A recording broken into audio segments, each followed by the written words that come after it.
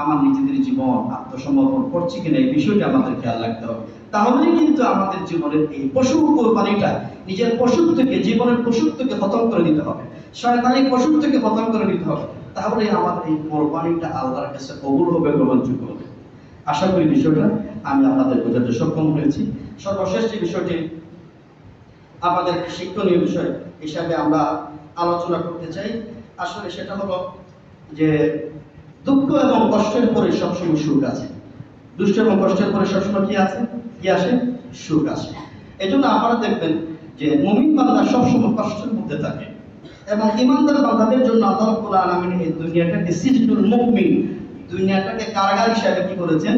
উল্লেখ করেছেন। এই জন্য এই দুনিয়ার জীবনে আপনি আল্লাহ কিয়ামতের দিন জান্নাত পেতে হলে আপনাকে দুঃখ কষ্ট স্বীকার করতেই হবে। এই জন্য যারা ইসলামের কাজ করবে, আল্লাহ দ্বীনের কাজ করবে, তাদের উপরে বালা মুসিবত এমনি দিয়ে আসবে। এবং বর্তমান সময়ে মুসলিম উম্মাহ সদস্যরা, বিশেষ করে ফিলিস্তিন, গাজায় লক্ষ লক্ষ মুসলমানেরা সেই কুরবানির নজর